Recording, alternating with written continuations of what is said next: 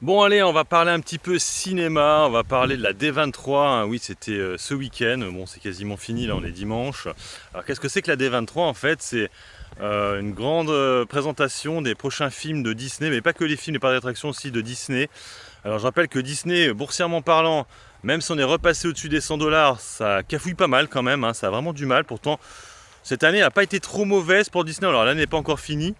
Mais c'est vrai que c'est voilà, il y a eu des gros succès quand même, hein, chez Disney. Toy Story 5, hein, qui a été finalement un gros succès.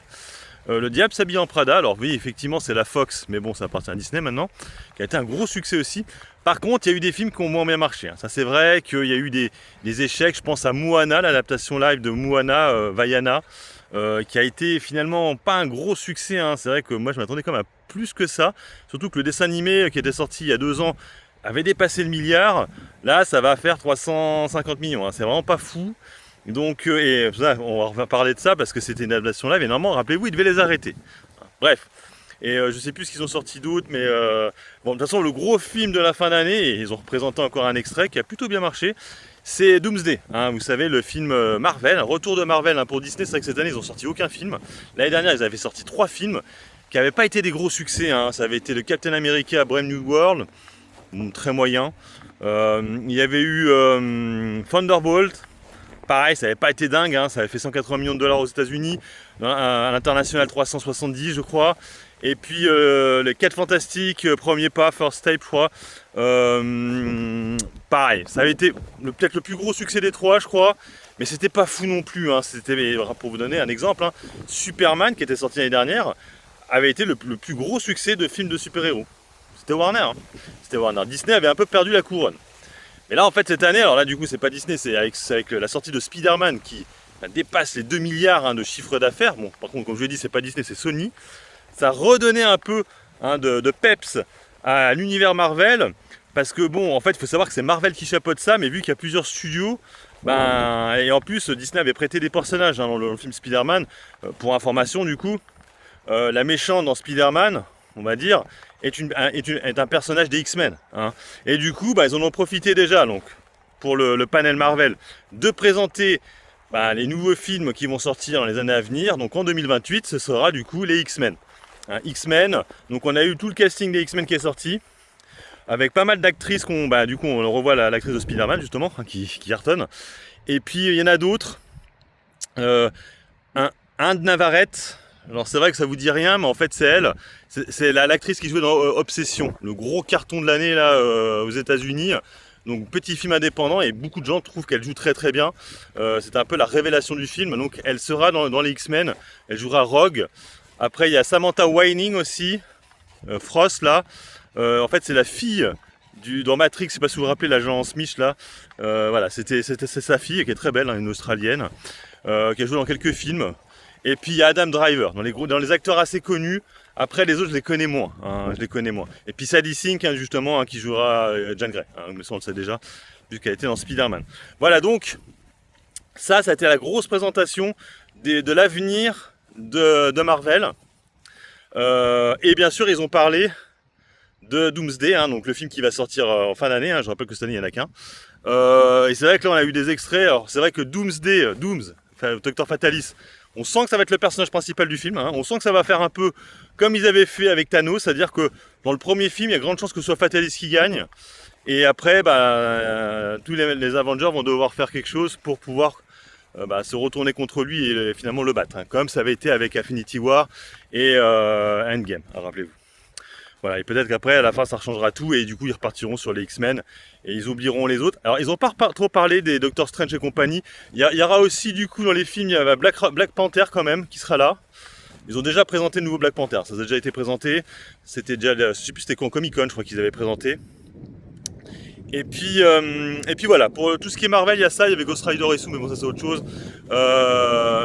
Voilà pour tout ce qui est Marvel. Ensuite, pour tout ce qui est Star Wars, il n'y a pas eu grand chose. Il y a eu la présentation de la série Ahsoka, saison 2. Bon, c'était une série pour Disney+, hein, voilà, ça sort pas au cinéma.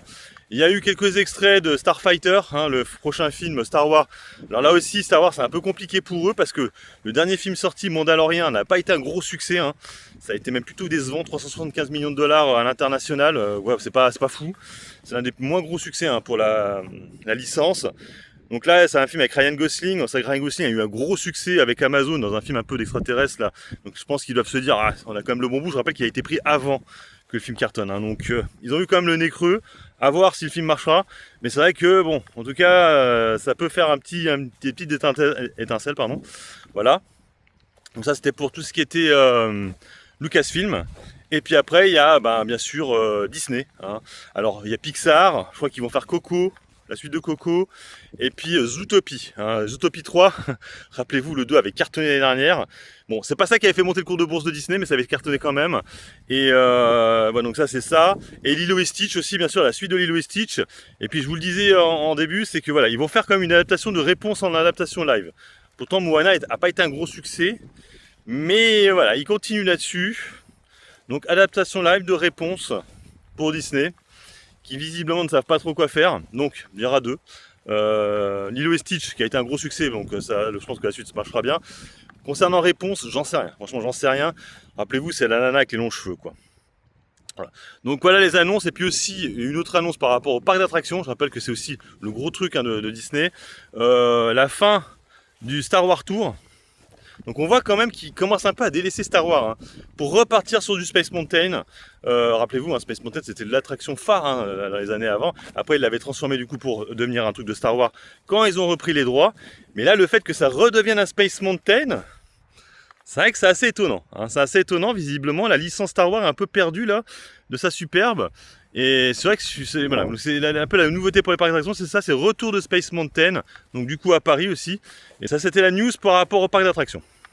Voilà, donc en fait, là c'est fini, on verra si niveau du cours de bourse ça remonte. Je trouvais que c'était assez intéressant, X-Men tout ça. Alors est-ce que c'était déjà pricé? Parce que comme je vous l'ai dit, on était passé au-dessus des 100$, 106$. Parce qu'il y avait de la spécu suite aux annonces. Et peut-être que les annonces vont décevoir, ça se trouve. Hein. Et puis aussi, ouais, j'ai oublié aussi, il y avait encore aussi un jeu qui va sortir là avec Square Enix. Truc Even, là, un truc comme ça. Avec plein de personnages de Disney dedans. Bon, voilà, c'est parce qu'ils se lancent aussi dans les jeux vidéo. Hein. Vous savez, Disney, hein, ils avaient racheté, je sais plus, ils étaient rentrés au capital de Epic Games, je crois, hein, c'est ça. Hein. Bref, voilà, donc on a eu toutes les informations sur le futur de Disney. Qui, comme je vous le dis, boursièrement parlant, c'est vraiment pas dingue. Mais bon, c'est une société qui est redevenue rentable, qui de nouveau reverse un dividende. Pendant, rappelez-vous, 2-3 ans, ils avaient arrêté de stopper le dividende et qui a changé de direction. Donc à voir maintenant si c'est le bon truc ou pas. Mais elle est très dépendante quand même de ses succès de Marvel. Quand même, encore de nouveau, hein, on le voit, c'est un peu chaotique quand même. Hein. Voilà, sur ce, moi je vous laisse. Bon investissement et puis bon trade. Ciao, ciao.